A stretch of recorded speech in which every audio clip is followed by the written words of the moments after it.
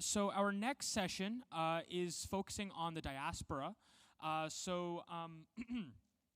We have so the United States, so being in the Bay Area in particular, a place where the business and social landscape has been so hugely impacted by people of Indian origin, and the congressman is a huge example of that.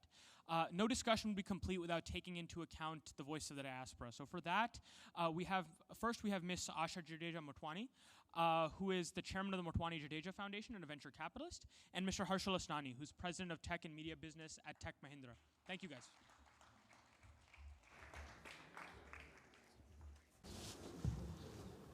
Should I come here? Sure.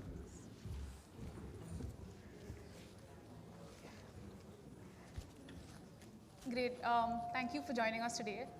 And as we get started, and given the topic is the power of the diaspora, before we even get into the details of it, I just want to understand from you, given both of you have spent significant time in both parts of the world, in US and in India, how have you seen the impact of the diaspora community here play out in India, and both in terms of the positives and negatives? Asha ji, if you don't know. Okay, so listen, the diaspora is, one way of putting it is that we are, first of all, we are 5 million strong. Indian diaspora is massive in the US now. It's also it's the highest income diaspora. So as far as the US system goes, I think we have been hugely beneficial to this, our second motherland, which has given us so much, and we are contributing back in terms of, we are 2% of the population, but we are 6% US taxes now. So the Indian diaspora is doing extremely well in the US. What is its impact in the US? It's massive, especially in two fields. One is in IT, in technology, and as you know, in Silicon Valley.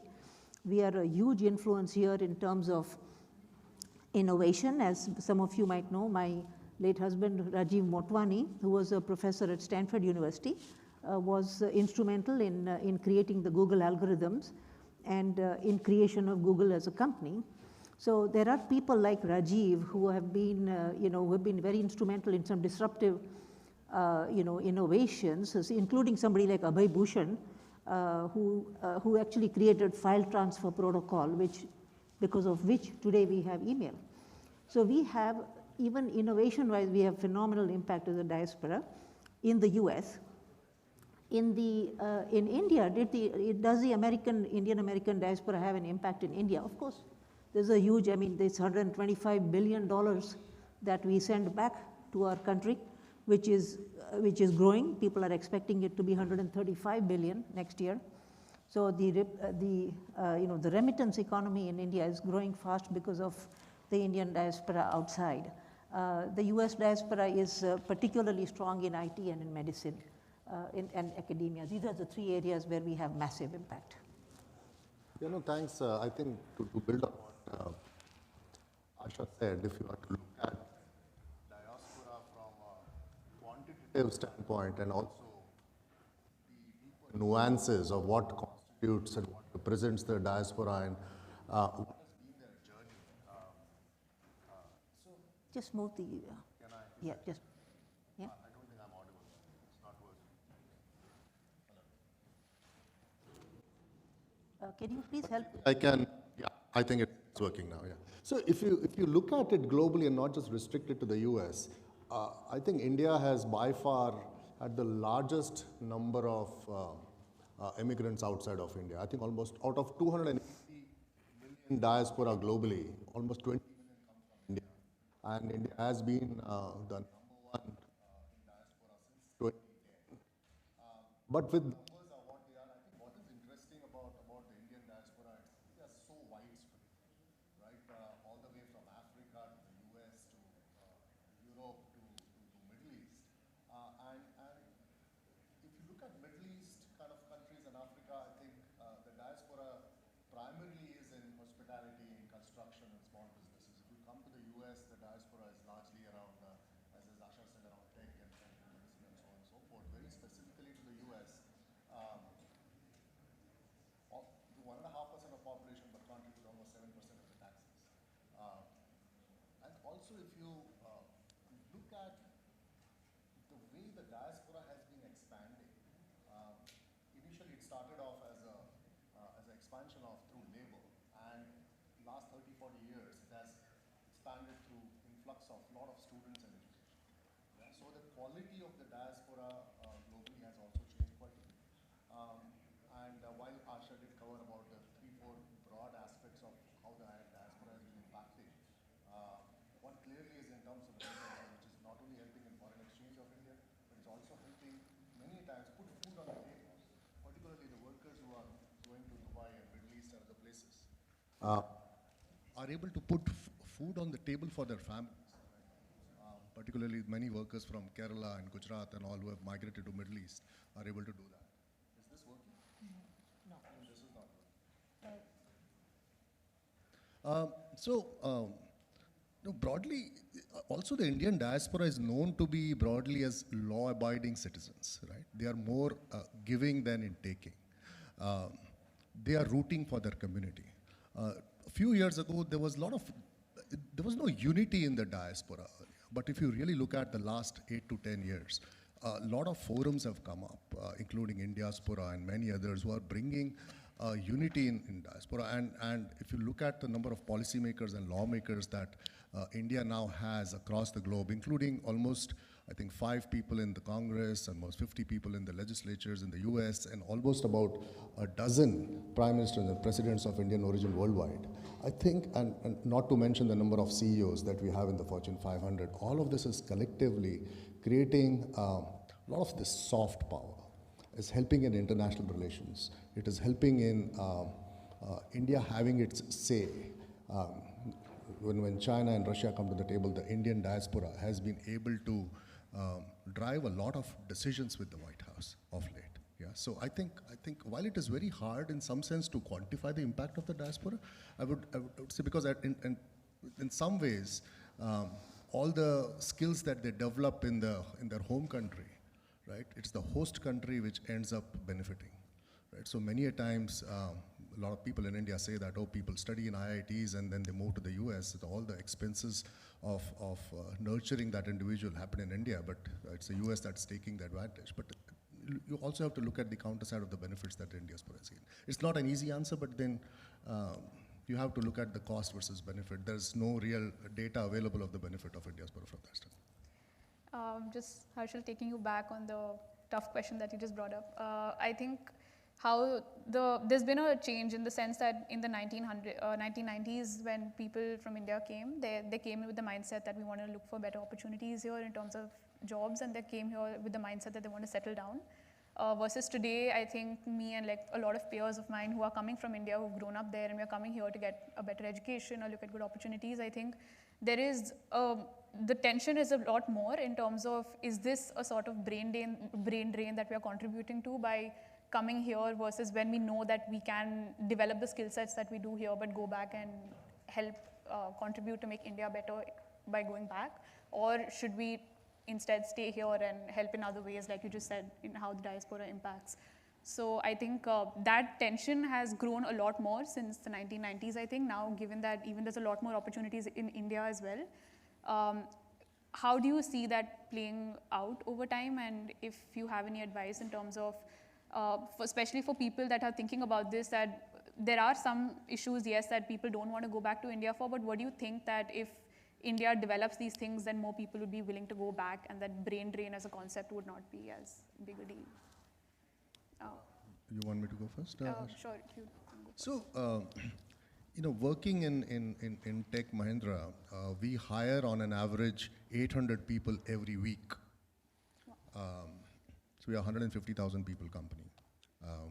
Almost of that, 25,000 people are based globally. There was a time in our journey when we had our associates dying to come to the US or go to the Europe. That's no longer the case. And it's because of 2 reasons, right? One is very clearly that there are a lot more opportunities in India, particularly if you look at the last 10 years, particularly with the way startup ecosystem has come up, the way innovation, ease of innovation and the innovation index, India's ranking in the innovation index has come up. The way India is able to retain talent with better infrastructure and better quality of life. That's just one aspect of why many people that lure of going overseas is slowly waning. But at the same time, also, I think somebody asked that question, right, that the green cards are taking forever, right? So if somebody has to look at a long-term career in the US, and if they are not able to get a permanent residency, right, that's a massive deterrent for somebody to come here. And I think many people are now actually wanting to go to Europe or Canada or other places where getting a permanent residency is much, much easier. So definitely the Congress needs to look at that to attract, for US to continue to attract immigrants, because this is what the country has been made up of. But I think, yeah, so it's while at the same time, India is going to take maybe a decade, or maybe 2-3 more decades for its quality of life to come up to the standard, for it to be a developed world, developed country in the world. It says by 2047, there is this slogan of Viksit Bharat. So till the time that happens, I'm sure US will still continue to be a destination that people want to come to. I think in terms of the tension that you mentioned, for students like yourself and many in the room, there is going to be, there's going to be a little bit of dilemma. By the way, those of us who came early in 1980s also had the same dilemma, right? We wanted to go back to India at some point, but we ended up staying here for a little bit, thinking we'll go back at some point, and there is always a pull factor from India because we love the place also. We've grown up, those of us who've grown up there, that's a strong pull. I actually think that going forward, those of you who can manage to stay here and work for a little bit, there's nothing wrong with that. I think you should stay and strive to get citizenship here. I think it's always a good idea, and work towards whether you stay here or in India.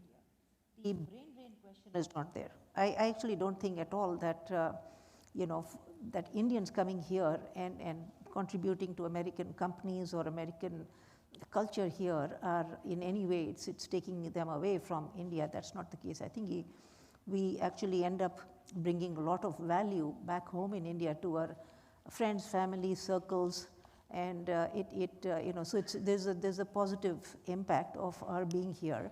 And those of you who are in the student community who are thinking about whether to stay here or go back, I think if you find an option here that's exciting for you, then stay here.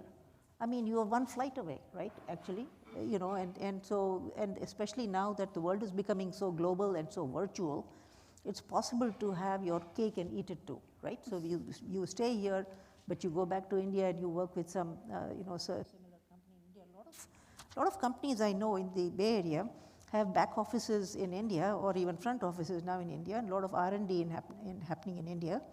So staying here, you are still contributing to your company, but you're also having a chance to go back and forth to India. So I think it works out. Okay, I think that's an interesting perspective to hear, that it's not really a brain drain issue as much as we think of it to be.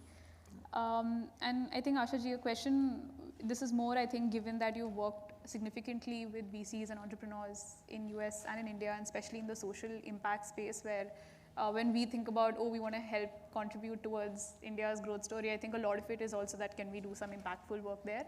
But do you see any trends which in the US, specifically in sectors like healthcare, education, or sustainability, or which you think are transferable that we can take to India and implement there, and especially when we're talking about an impact focus lens? So first of all, India has a lot of money now. Okay, there's a lot of funding, a lot of money. India is a very wealthy country, actually. I mean, we may not see as much because if you look at a larger picture, but those of us who are coming from metros and urban areas, there is a lot of, I've been trying to do some, little bit of sort of impact work in India, honestly. A lot of people tell me that funding is not an issue. What they tell me is that we need you to strengthen India in America. In fact, I was just talking to an NGO yesterday, large NGO in India, and they said, we don't need them. We don't need that kind of, we don't need the diaspora to come back and fund a hospital, a temple. They said, wo to ho raha hai. What they're saying is that, can you guys strengthen India over there, make sure the Indians have a stronger voice in the US, so that we are the engines, and we are becoming the engines of US-India partnership. And we are strengthening the image of India in the US. We are strengthening the voice of India in the US. You saw how Sri Thanedar has already started some extremely important initiatives in the US Congress. We must have influence in Washington, D.C., in the Congress. We should be, as a diaspora, we should be organized enough to say what are the various policies towards India that we want impact on. It's not just on H-1B visas, but it's also on defense.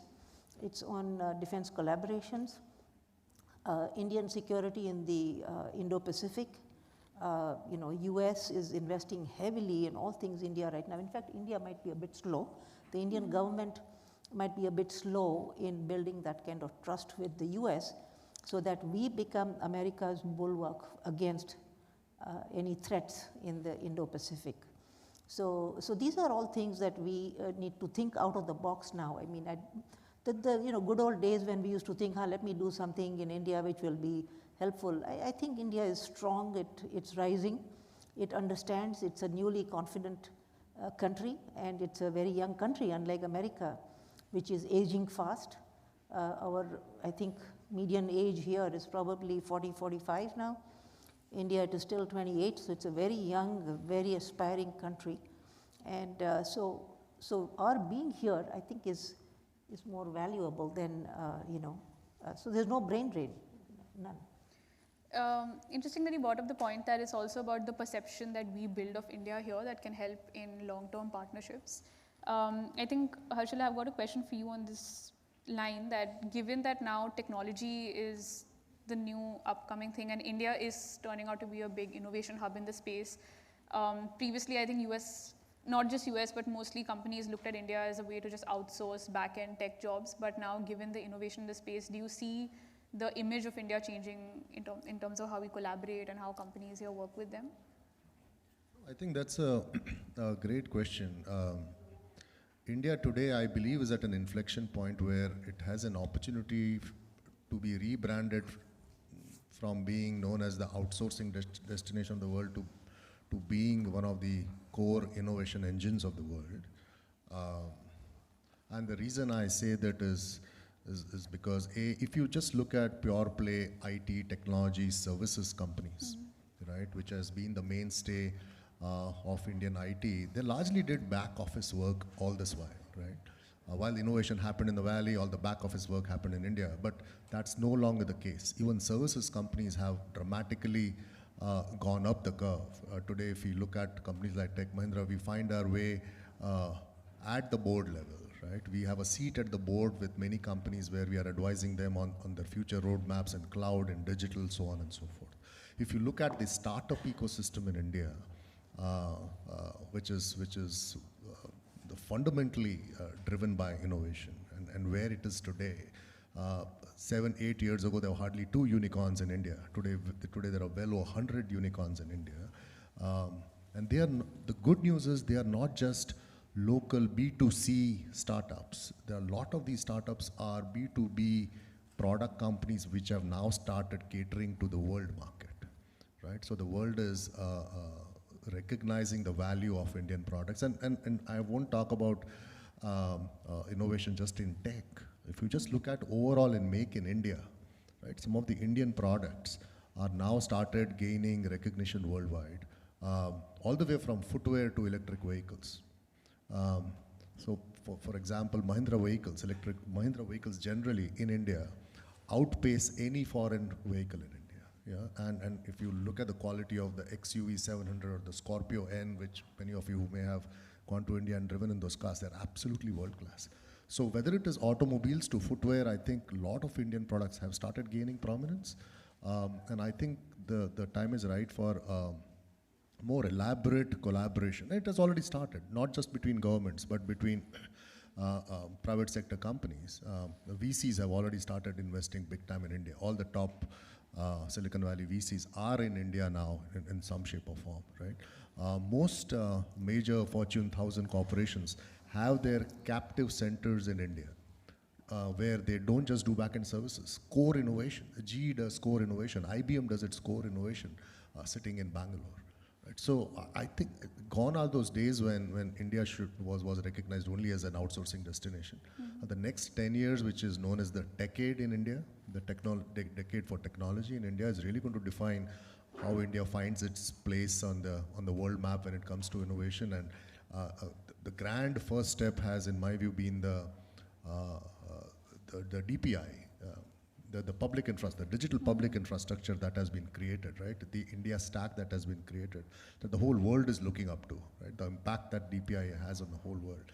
It's an innovation, I would say, of the century. Yeah. So I think a lot of new companies can be built and are being built just on the back of DPI. A lot of fintech companies have come out, and I believe we are just getting started. I think that's a great positive note to this. I think before we open it up for questions to the audience, I just have one last question in terms of how we end this. But I think staying at Stanford, most of us will end up at some level linking to the Silicon Valley here, whether it's through VCs or entrepreneurship here. And for the people here, what advice would you have that if you are in this space, in the Silicon Valley or Bay Area for a while, how do you think we can leverage opportunities here to, I know one is the partnerships and the image that you talked about India broadly, but given that we will be working more in this space here, what we can actually do to impact, create opportunities or impact in India? Okay. So first of all, if you're at Stanford, I mean, you already have, massive network of Indians in the Silicon Valley. You also have TIE here. I would strongly recommend being at TIECon, which happens on May 1st and 2nd in Santa Clara. You should be there because that's when you'll meet everybody, right? Other startups that you might find interesting, people who might be looking for co-founders. There are lots of venture capitalists and angels there. There is a TIE 50 competition where you'll meet 50 top startups that TIE has picked. So please be there on May 1st and 2nd in Santa Clara. I think it's just TIE.org and register if you can. But more importantly, I think, being here at Stanford and, looking at all the options, the first thing you must do is to make sure that you are, going out and really, pushing yourself in sort of being in front of people that you want, that are relevant for you. Whether it's VCs, whether it's angels, don't ever be afraid of, rejection or things like, I remember when Rajiv and I did our first startup, we probably had at least 15 no's before we got funded. So that, it's just part of the learning. And what was the question again? The question is more that if a lot of us do end up working in the space here, how can we leverage the opportunities that we have here to create impact in India ultimately? Yeah, I think, listen, whether you work at a Google or you work at a startup, right, you are going to go back and forth, right, to India. It's going to, like, I'll give you an example of my niece here, who is Karishma, who is sitting. Karishma, raise your hand. She came from India. She studied here, and like all of you, she had a very similar sort of an experience of being here, being torn about thinking, should I go back and work in India, not work in? She joined a startup called Health Tap, and and has risen to the product VP level and so on. But what I'm seeing is that she's going back and forth to Bangalore all the time. And, and there is so much learning that she brings to the table that she's taking back. And the team in India is learning from her. She's mentoring various students like yourselves here in the Bay Area. I think you have an opportunity. You have an unusual snapshot into the, the level of, success the probability of success that you'll have. So it's your, your whole attitude of saying, look, what I do here, I'm going to give back to my country. That is critical because in any small way, I mean, whether you're helping the cook who is cooking at your home or anything, right? Just that attitude is what creates that seed of, and there is no way that any of us is going to be strictly US now. We are all, whether we like it or not, we are all having a massive impact on India. And this is the most beautiful, most exciting time to be an Indian American here. I would add to what Asha said in the sense that you all as future leaders of tomorrow, you are the top creme de la creme of the world. You have an amazing opportunity to create an impact in India and shape the future of India, irrespective of which side of the border you sit at. I believe that India needs inclusive growth, and not that it's not getting it, but it needs next 10 to 20 years, unless all stratas of the society come collectively to the fore, and not just urban India and a few select pockets. GDP will continue to grow, but is it inclusive growth? And what can this group in this room do to drive more impact at the social level? How do you drive more impact to bring the lower strata of the society in India to the fore? Because with 1.4 billion people, there are still 1/3 of India which is below the poverty line, and which really needs help. And unless the rural India, unless the poor of India come forward, nobody dies of hunger, period. There's no point in driving a strong economy. So whatever you people in this room can do to drive more social impact and bring people to the fore from bottom strata of the society, I think that's what you should focus on. I think we have 5 minutes to open it up to the audience, if anyone has any questions for the panel.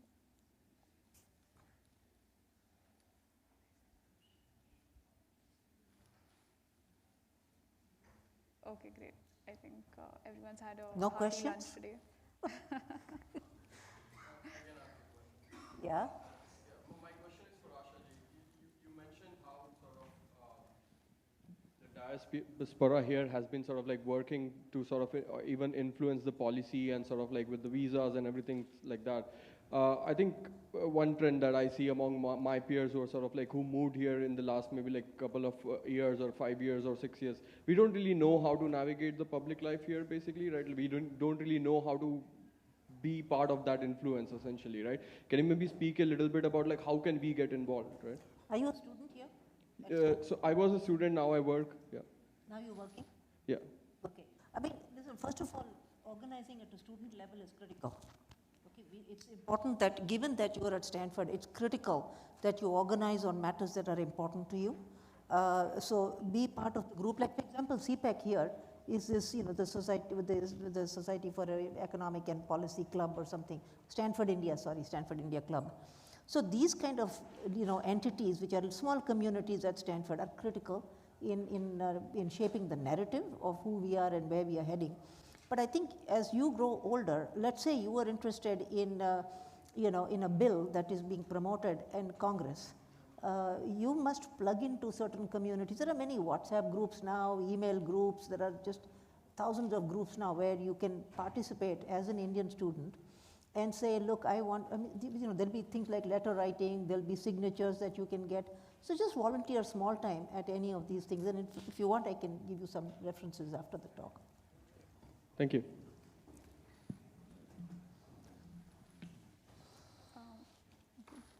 Thank you so much. Thank you. Thank you so much. Thank you for being here.